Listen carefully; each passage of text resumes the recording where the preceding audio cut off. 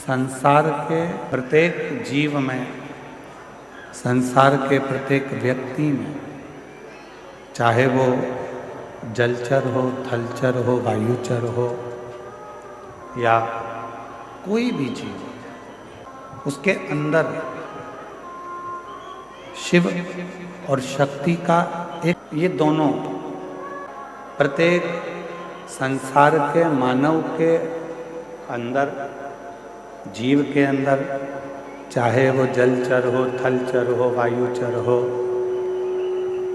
जीव जितने भी हैं उन सभी जीवों में शिव और शक्ति का निवास है। भगवान शंकर एक अंश रूप में, माध्य शक्ति एक अंश रूप में जीव के अंदर रहते हैं। अब उन जीव के अंदर जब शिव बचा हुआ है तो कहते हैं जीव ही शिव है और शिव ही जीव है। जीव में ही शिव रहते हैं, शिव में ही जीव रहते हैं। जब उनके भीतर शिव तत्व एक ना एक दिन अंकुरित हो जाता है तो जो हमारे भीतर शिव बैठे हुए हैं, शक्ति बैठी हुई है, एक हो जाते हैं और वो एक होकर इस जीव का कल्याण करना प्रारंभ कर देते हैं। शिव नाम को जब हम लेते हैं तो क्या वो देव अधिदेव महादेव तक हमारा लिया गया नाम पहुंच जाता है? क्या देव अधिदेव महादेव तक हमारा लिया गया नाम पहुंच सकता है? तो पहले तो अपने भीतर से एक भ्रम निकालो, अपने अंदर का एक भ्रम निकालो कि महादेव तक हम जो नाम ले रहे हैं वो पहुंचेगा कि नहीं पहुंचेगा। पहले अपने भीतर का ये भ्रम समाप्त करो। मतलब आपकी दृष्टि में ये है कि आपकी दृष्टि में लगता है कि ऐसा है कि शंकर भगवान हमसे बहुत दूर है, शिव जी हमसे बहुत दूर है। जब तो आपकी बुद्धि में ये बात आती है कि हम जो बात कहेंगे वो शिव जी सुनेंगे कि ना सुनेंगे, हम जो मंत्र बोलेंगे वो मंत्र शिव जी तक पहुंचेगा कि नहीं पहुंचेगा, हम जो मंत्र का स्मरण करेंगे वो देवाधिदेव महादेव तक पहुंचेगा कि नहीं पहुंचेगा। आपके भीतर यदि ये विचार चलता है तो मतलब आप ये विचार कर रहे हैं कि शंकर जी हमसे बहुत दूर है। पर शिव महापुराण की कथा कहती है, भगवान देवाधिदेव महादेव का चरित्र कहता है, जिस समय पर आप भगवान देवाधिदेव महादेव का स्मरण करते हो, उनको याद करते हो, उनका स्मरण करते हो, उस समय पर आपको लगता है कि शिव बहुत दूर हैं तो उन तक हमारी आवाज़ पहुंचेगी कि नहीं पहुंचेगी। पर शिव कथा कहती है आपके मुख से जैसे ही भगवान शंकर को याद किया जाता है, शिव का नाम लिया जाता है, शिव का स्मरण किया जाता है, उस समय पर भगवान देव अधिदेव महादेव आपके नज़दीक में खड़े होकर उस उच्चारण को श्रवण करते हैं। भगवान शंकर उस उच्चारण को श्रवण कर रहे होते हैं, भगवान शिव उस उच्चारणों को श्रवण करते हैं। आज किन तक पहुंचना चाहिए? जो दूर है, जो करीब में है उन तक आवाज पहुंचाने की जरूरत ही नहीं पड़ती, वो हमारे अक्षरों को, हमारे शब्दों को देखकर भी समझ सकते। ब्रह्मा जी ब्रह्मलोक में, भगवान विष्णु वैकुंठ लोक में, इंद्र लोक में, पर मेरा देव अधिदेव महादेव, मेरे भगवान शंकर, मेरे ओघड़दानी, मेरे शिव इसी मृत्यु लोक में। यदि आपको भगवान शंकर से कुछ कहना है तो आपको तेज बोलने की जरूरत ही नहीं पड़ती, वो आपके पास में कंकर शंकर के रूप में विराजमान होकर इस बात को श्रवण करते हैं। शिव की कथा कर रही है, भगवान शंकर का चरित्र कह रहा है, शिव महापुराण की कथा कर रही है। शिव को, भगवान शंकर को, देव अधिदेव महादेव को बहुत दूर ढूंढने की जरूरत नहीं। ये कल भी कथा में कहा था, आज भी कथा में कह रहा हूं। शिव को ढूंढने के लिए बहुत दूर जाने के लिए जरूरत नहीं पड़ा। शिव हमारी श्वासों में, शिव हमारी रोमावली में, शिव हमारी धड़कनों में, शिव हमारे रोमों में समाहित है। जब हमको कुछ भगवान देवाधिदेव महादेव से कहना है तो आप ये अपने मन से निकाल दीजिए कि हमको बहुत दूर हमारे शंकर भगवान हैं, तो हमको बहुत दूर बैठे हुए शिव से कुछ कहना पड़ेगा। कुछ कहना नहीं, शिव से कहना एकदम सरल है। भगवान शंकर से कहना एकदम सरल है। शिव तुम्हारे नजदीक में, शंकर भगवान तुम्हारे करीब में, बिल्कुल नजदीक। जब हम भगवान शिव से अपने मन की कोई बात कहते हैं तो दुनिया के लोगों को लगता है कि शिव सुनेंगे ना सुनेंगे। शिव पुराण कहती है कि जैसे ही तुम बोलो नहीं तो भी तुम्हारे हृदय में अगर कोई भाव आता है जल चढ़ाते समय, तो शंकर भगवान तुम्हारे मन के भावों को भी पढ़ लेते हैं, सुन लेते हैं, स्वीकार कर लेते हैं। भगवान देवाधिदेव मन के भावों को, विचारों को, शिव अपने मन के भावों को, अपने विचारों को भी पढ़ लेते हैं, सुन लेते हैं। मन की शुद्ध भावों को भी पढ़ लेते हैं, विचारों को भी पढ़ लेते हैं। कोई कोई माताएं कहती हैं, गुरुजी भगवान तो हमारी सुनता ही नहीं है। हम तो भगवान को रोज जल भी चढ़ाते हैं, आराधना भी करते हैं, साधना भी करते हैं, पूजन भी करते हैं, तो भी शिव हमारी बात नहीं सुनता। हमारा निवेदन है, शिव ने कितनी सुंदर संसार की रचना करी है, ये विचार करिए।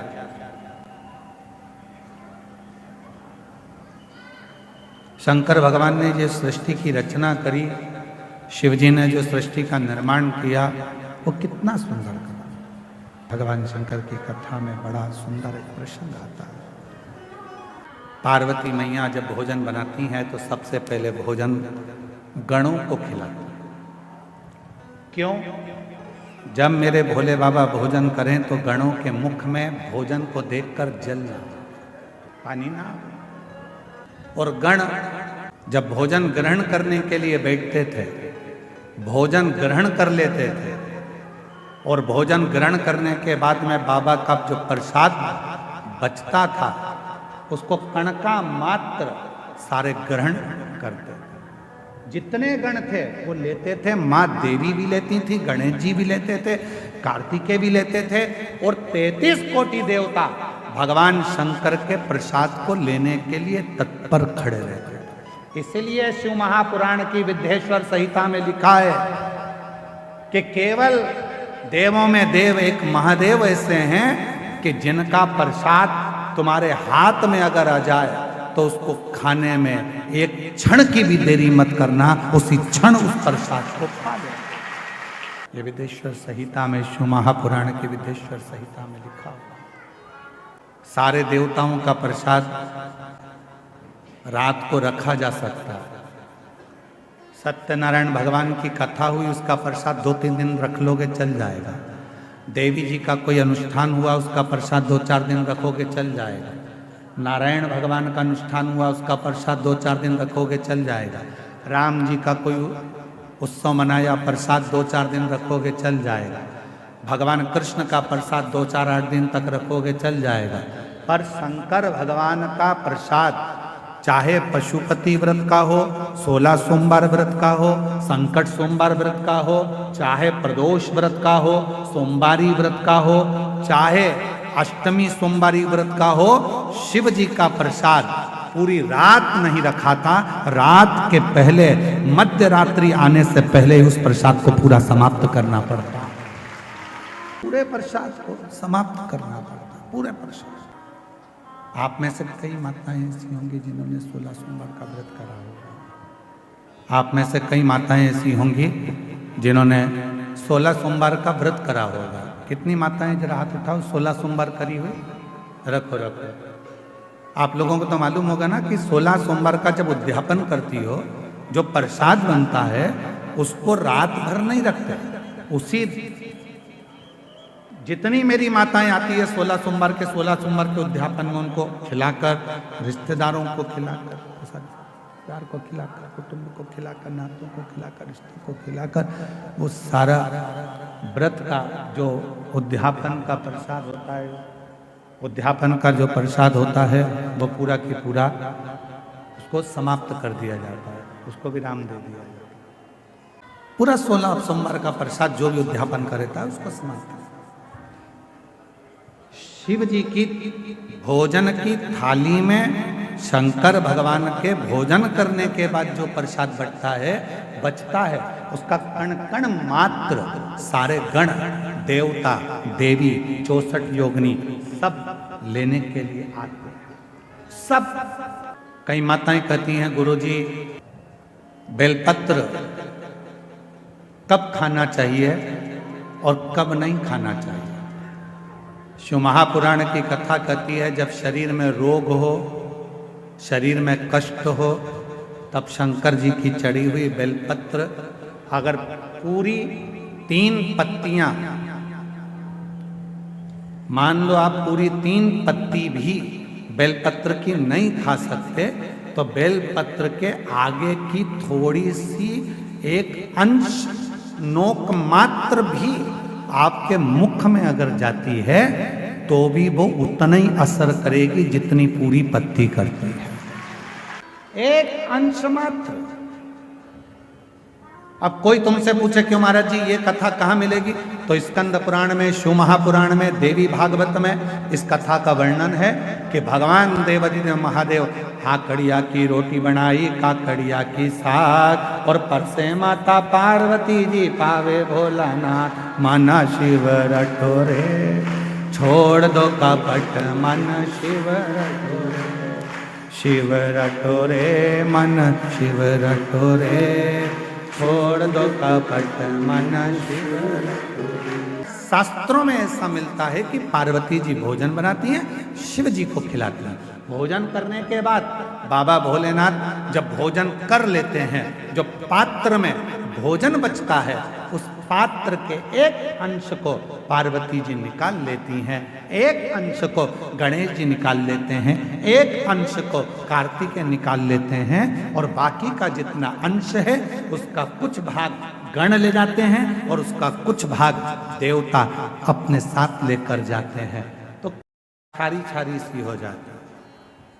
रोज क्यों खाना, रोज बेलपत्र अगर उठाकर ला भी रहे हो उसमें से एक अंश मात्र, कण का मात्र बेलपत्र को अपने मुख में ले लो, बहुत। बाकी की बेलपत्र का क्या करें गुरुजी, लाओ, सुखाओ, इकट्ठी हो जाए, चूरा बनाओ, चूरा बना के महीन पीस कर उसको रख लो, उसको रख लो। कभी कोई बहुत ज्यादा कोई तकलीफ में व्यक्ति मिले, उसको चुटकी मात्र की वो बेलपत्र का चूरा जो शिव पर चढ़ी हुई बेलपत्र है उसका दे। इसी तरह बेलपत्र की भी मात्रा होती है कि कितनी मात्रा में खाना है। ऐसा नहीं कि बेलपत्र पूरी मिली है तो हमको पूरी ही खाना है, ले जाओ थोड़ी थोड़ी घर में सबको दे दो, बाकी के संभाल के रखो। कोई जीव को, कोई व्यक्ति को जरूरत पड़े उस समय पर वो पानी से उसको थोड़ी सी डाली और निगल गई, कुछ मात्रा। और बीमारी हो तब जरूर उसकी बेलपत्र का थोड़ा सा भाग शिव पे चढ़ा हुआ अवश्य। पर यदि आप स्वस्थ हैं, शिव की कृपा है, तो भले ना पाए, एक लोटा जल चढ़ाएं, जल का थोड़ा सा भाग अपने मुख में आचमन जरूर करें, उससे फल